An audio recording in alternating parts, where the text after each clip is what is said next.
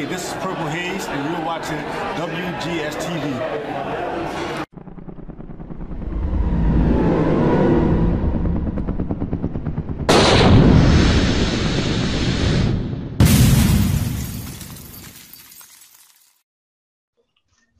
Hello everyone, welcome to another installment of WGS-TV right here on YouTube.com/WrestleGamer and ZFXTV. I'm the Wrestle Gamer, Double B Billy Boudreaux, and this is going to be the Impact Wrestling review for the week of October 8th, 2014. Guys and gals, before we get started, I'd like to throw out some birthday wish to a very good friend of ours, the hardcore host of Hardcore Wrestling Radio, Rick Head's birthday is today.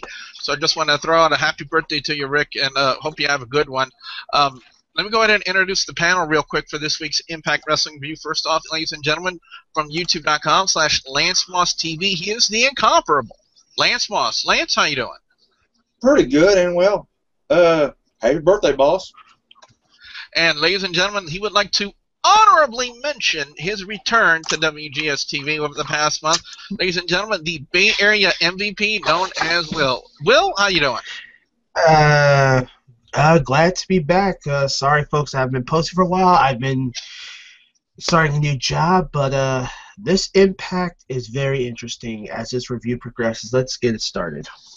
Indeed, it was an interesting Impact, and let's just say this: when an Impact is actually more entertaining to watch than the Monday Night Raw of the week, that kind of tells you something. Even though the financial straits that TNA may be in right now, the fact of the matter is that they put on a much better product this week than Monday Night Raw with the WWE. That tells you WWE needs to get their act in order, or else they're really going to lose out to a company that is really in financial straits right now. And as I'm getting a message from the Studley man, Ashley, unfortunately he cannot join us on this Impact review. But anyway, let's start out with the opening of Impact Wrestling this week. Bobby Roode calling out Lashley to get a response, and MVP and Kenny King kind of coming out, laying out the ultimatum. You know, if for Roode to get a shot at Lashley, that he has to beat both MVP and Kenny King in a handicap match, and if he loses, he can never again challenge for the TNA World Heavyweight Championship. Well, something about that storyline seems awfully familiar, doesn't it? Yeah, they've done it about, what, 1,500 times in TNA? Yeah, definitely. They have. But, you know, the old saying, if it ain't broke, don't fix it. Well, this stuff is kind of broke. Well, yeah, you got a point there. Anyway, the opening match, we get a... I don't understand it. It's a #1 contenders match, even though they've already announced for the Knockouts Championship that Bound for Glory, which there has been absolutely zero build-up to, that it's going to be Velvet Sky and Havoc for the Knockouts Championship. So I really don't understand why TNA thought it was necessary to have this Knockouts title #1 contenders match with Angelina Love, Taryn, Terrell, and Madison Rayne. Quick pro chrome, Madison rolls up Taryn, holds the tights, gets the win. A little inkling of maybe a heel turn back for Madison Rayne, but Havoc comes out, and Madison would normally, Madison would normally face off with Havoc, with Taryn Terrell, and she ended up bolting, leaving Taryn Terrell high and dry to get chokeslammed by the Knockouts champion. But again, Will, I just don't understand what the point of this match was if you already have a #1 contender in Velvet Sky facing Havoc at Bound for Glory. I don't understand TNA's logic behind this. Their logic is like an empty cereal box. Zero filter, no creativity. And that's what the match was about. Definite, pure nothing. They have the match advertised for Sky versus Havoc at Bound for Glory, which I already know is going to win, but we're not going to say yet here. But as far as that little heel turn, I think with Gail Kim injured, they're going to put the major face in Taryn Terrell. She is very versatile. She's very athletic. We've all seen that. But I'm sorry. They couldn't do nothing between a paper bag and a Happy Meal box at McDonald's. This was trash. 1.5. And, yeah, whoever writes this garbage, no, wait, what's his name? Dave Lagana? You need help. Most definitely.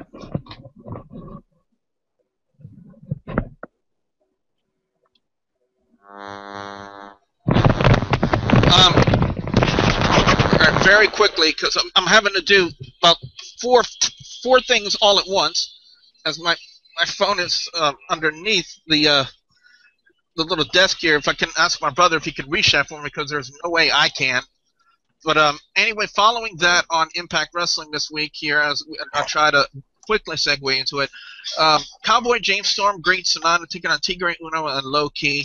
Again, I can only say good things about what they're doing with the X Division, and the fact that they paired up Tigre Uno and Low Key, two guys that can really, in my mind, defy gravity, is really a good pairing in my opinion. But they ended up just having Sanada spray the mist in Tigre Uno's eyes. Storm hits the last call super kick, and Storm and Great Sanada pick up the victory. But I gotta say though, Lance, this was a very good match. Wouldn't you say?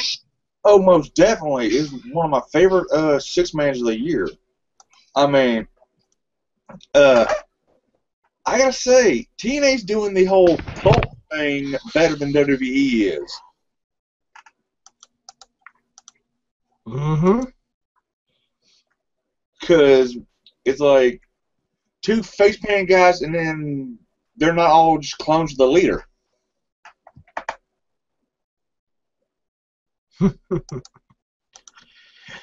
Yeah, he's right about that. Honestly, I can't wait for Bound for Glory. See what they do there. You and how many TNA fans are going to wait for that? 6. Yeah, and also, too, if I'll just chime in while the Wrestle Gamer is on the phone, is that Bound for Glory, we're going to see the best stars from Japan. But I feel sorry for EC3's match against that big guy. But we'll get to later to EC3 in review. But as far as the match with the tag team of Storm, Sanada versus Tigre Uno and Low Key, like Billy said, folks, these guys could define a lot of gravity, and they're very active, skilled wrestlers.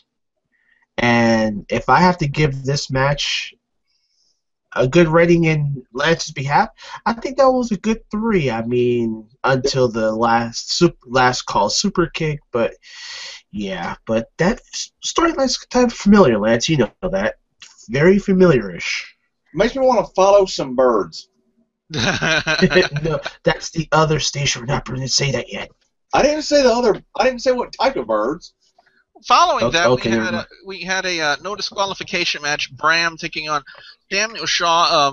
I got to say it was a good way. I'm glad they went further and actually used weapons, because I know Rick has one of his major complaints in wrestling today is whenever they do a no disqualification match, that it's just basically a regular match.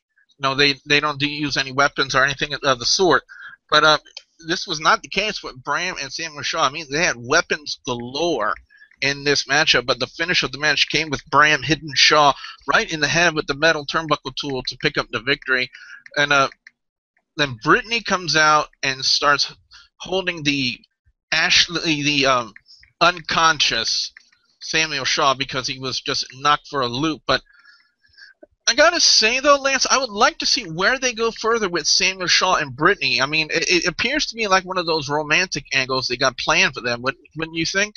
Yeah, it's like the American Horror Story, the romantic edition, because they're both absolutely insane.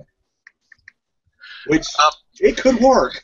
Yeah, it could. It definitely could. But Psycho and Psycho go together. Up next, we had Bobby Roode taking on MVP and Kenny King in the handicap match. Well, apparently TNA, for one thing, neglected to announce that this was an elimination-style handicap match, because after Roode rolled up MVP to get the pin, we're thinking, oh, Bobby Roode got the win, and they're going to advance the storyline from there. No, they just announced that MVP is now eliminated and now has to eliminate Kenny King.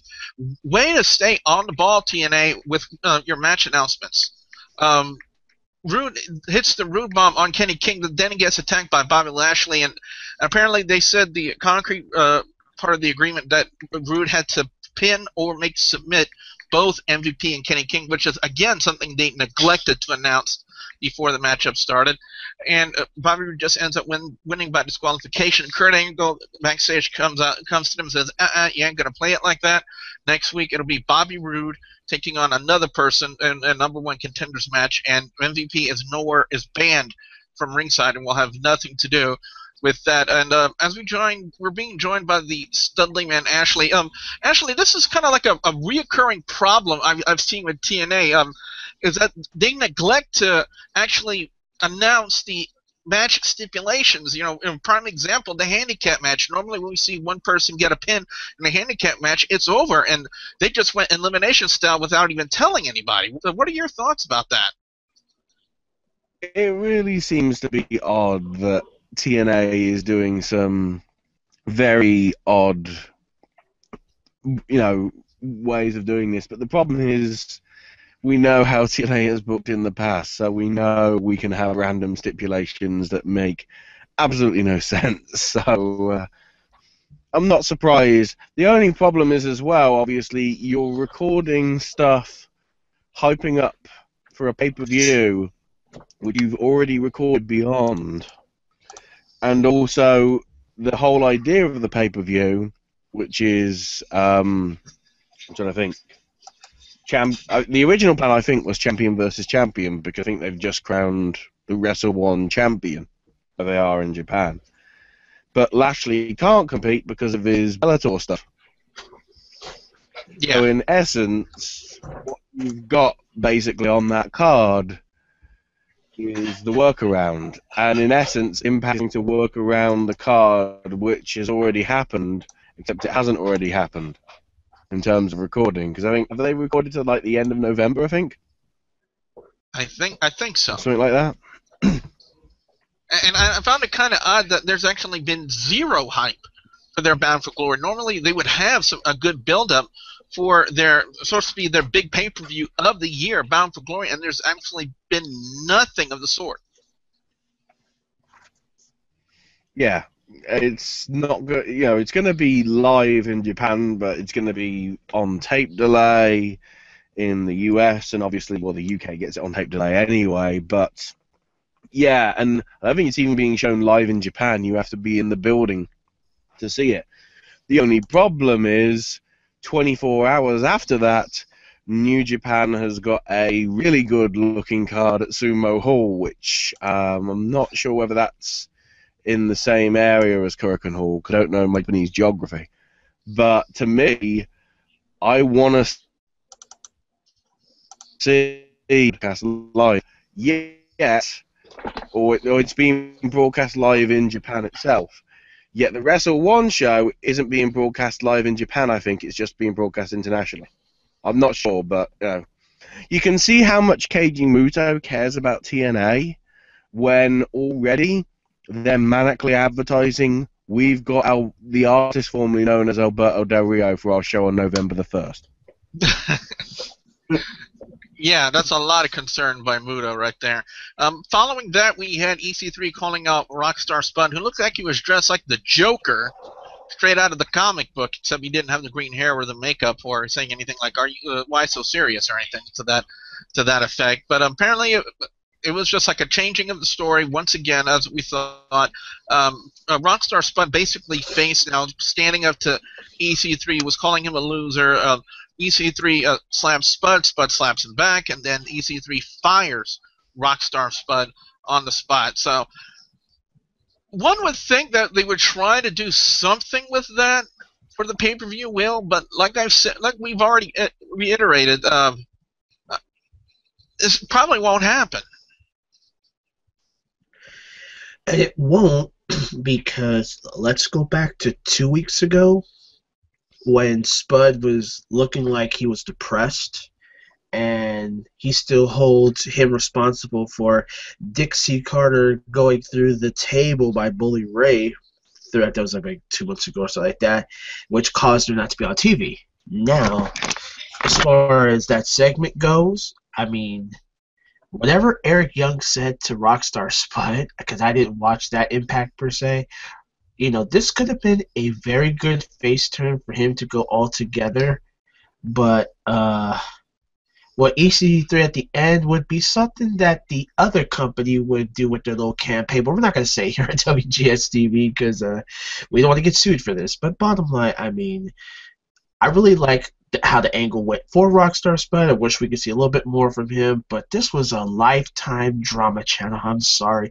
2.5 at best, and I'm going to take a page from our HWR boss, Rick Head. What the fuck? Ashley, do you think it's about time for a change in the gimmick for Rockstar Spud and TNA? As Ashley's not there. Ash, get your mic. Well, while he does that, Lance, well, let me ask you that question. Do you think it's about time for a change in the gimmick of Rockstar Spud?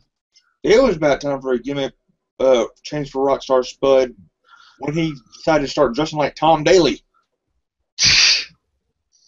Yeah, I gotta agree with you on that one. So a lot of fans have been wanting to see like the true Rockstar Spud that we saw in the British boot camp instead of him being just a lackey. But it'll definitely be interesting to see where they take the gimmick and where they take the angle between EC3 and Rockstar Spud. But following that, we're gonna hands down say best match of the night, the Full Metal Mayhem match for the World Tag Team Championship.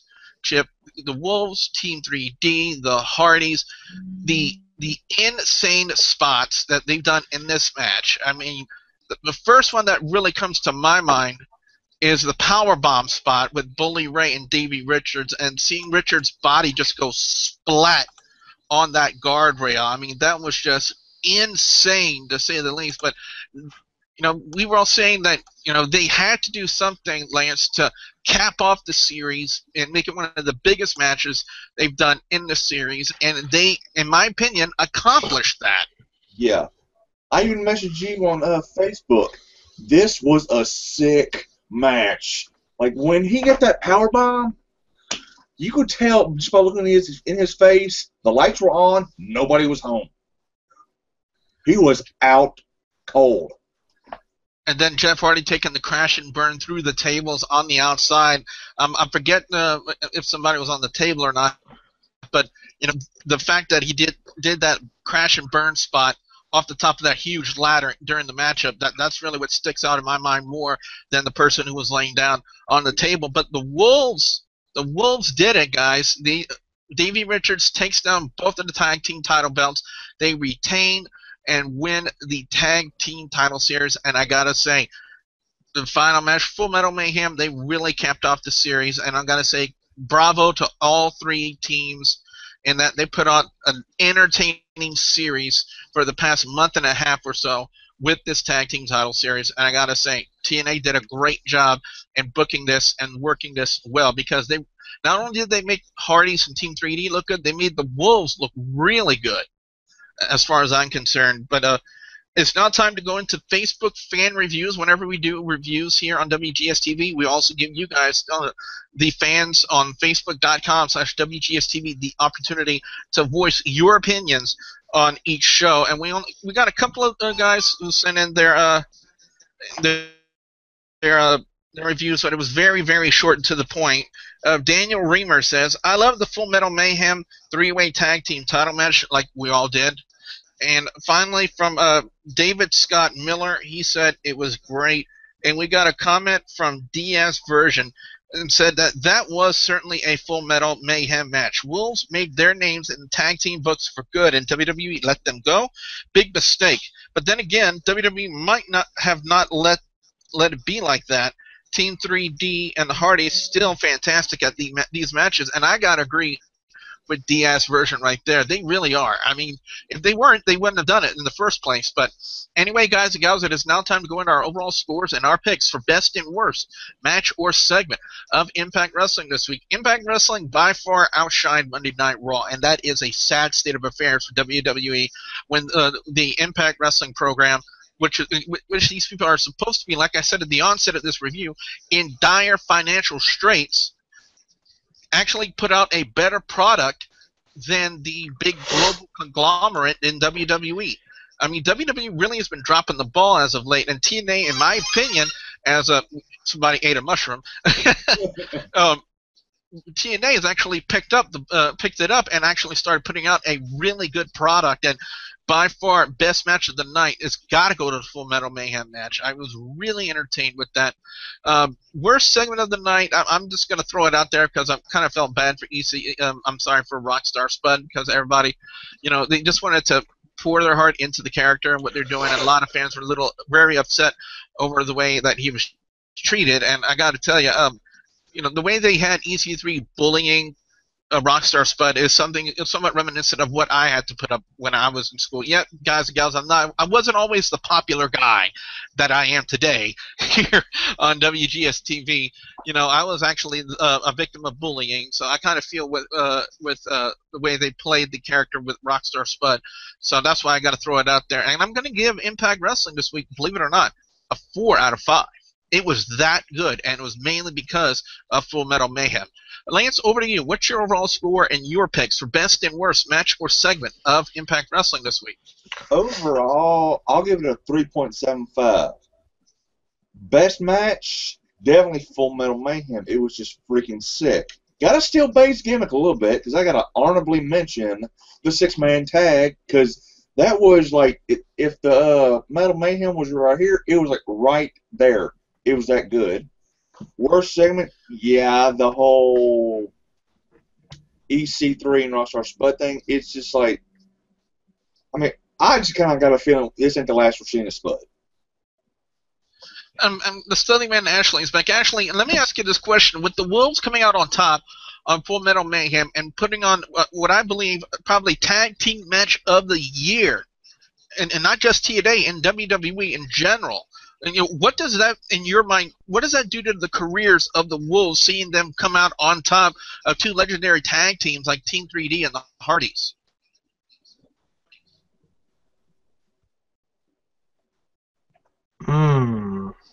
Yeah. As Ashley's probably having some more connection issues with them, we do apologize. Well, Ashley, are you there? We got you, buddy. We heard you that sorry. time. Did you hear the question? I'm on tape delay. Well, I'm guessing the gist is. I'm guessing the gist is. Well, I'm on Commodore 64 computer delay, but I'm guessing we're talking about Hardys, Dudleys, and Wolves. Yes. Yeah, I expect them to put on a clinic. I expect them to, because the Wolves have obviously got a lot of experience on the is on and off, and then obviously full time for the past 12 months or so in TNA. And then the history with the Hardys and the Dudleys, no matter how old they get, they've still got the intellect up there to know what makes a good match and what spots will make a certain crowd go crazy. So, yeah, it's great to see, though, that the Wolves are getting the rub off being involved with two great tag teams, probably in the past 20 years at least of wrestling, in the Hardys and the Dudleys, and it's good to see that they're sort of getting the after effects, and also obviously that technically means that the American Wolves are edging Christian, which totally reeks awesomeness. For those with the benefit of flash photography. Anyway, guys and gals, finally, we're going to go over to Will, get his overall score and his picks for best and worst match or segment of Impact Wrestling this week. All right. Well, this one, like I said, if it were for Havoc or Terrell, this would have probably got a low score, but I'm going to give it a 3. Best match, I agree with everybody, was the Full Metal Mayhem tag team match for the main event. Worst match, oh man, do I even want to go to this match? Yeah, I expected more from the low-key Tigre Uno versus J-Store Sanada match. And what the hell is Manic wearing?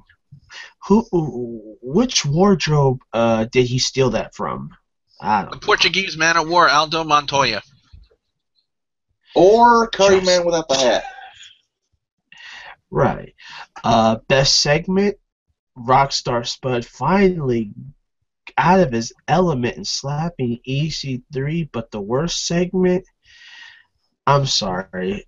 Since when, oh when, did MVP need to talk about politics about Lashley having to defend the belt? Wrestling and politics should never come together. It was a little bit of a laugh, but I didn't find it really too funny. Yeah, it's understandable. You need to keep like backstage politics backstage where it belongs in the wrestling industry. It's really no secret that politics in wrestling actually they are prevalent in the industry in itself, but never bring it to a forefront on TV. That's not really a good mixture in my opinion. But what we want to know now from you guys out there, the viewers and subscribers, your thoughts on Impact Wrestling this week. What are your overall scores? What are your picks for best and worst match or segment of Impact Wrestling this week? We definitely want to know what you guys have to say. Be sure you put your comments in the comment section below. Don't forget to like and favorite this video. Lance, what can fans expect to see when they come visit your channel over on youtube.com/LanceMossTV? Album reviews, NASCAR discussion videos, redneck Norman cooking videos, some musical equipment reviews, some rants, and, well, whatever else pops in my head. If you haven't subscribed, come on, get over there and subscribe. And yes, ladies and gentlemen, he will not honorably mention that he was being held captive in the basement of the Hoodad Temple for the past month. It's the Bay Area MVP.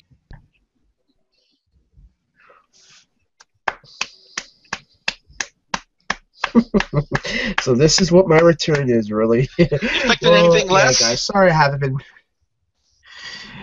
the James throwing a flag, but like I said, sorry I have not been on WGS-TV as of late, folks. I do have a new job, trying to get my life in order. I'm mostly on Hardcore Wrestling Radio with the other fellas. I have my segments on Fridays or Saturdays. It's called HWR in the News, where I give latest news topics, any updates, but again, it's a pleasure to be back on WGS-TV again, and I hope that, like I said, Billy, week 10, we come to the Superdome, so I'll see you in 4 weeks. Fans, don't forget to check out the... Yeah. Shut up. Anyway, guys and gals, don't forget to check out the 2 Let's Plays I have on the channel right now of The Wolf Among Us and Never Ending Nightmares. And trust me, if you want to see me get the crap scared out of me, definitely check out Never Ending Nightmares, because it does happen. But also, don't forget to follow me on the Facebook page, facebook.com/WGS-TV, and don't forget to please subscribe to youtube.com/WrestleGamer and youtube.com/ZFXTV Network if you haven't already. So for the Studly Man Ashley, the incomparable Lance Moss, Lance Moss TV, and the Bay Area MVP known as Will, I'm the WrestleGamer, W. Billy Boudreaux, saying thank you very much for watching. With all this talk about politics, should we mention the Vote Billy for WGS Mayor campaign? Get the WWE Network for $9.99. Oh, jeez.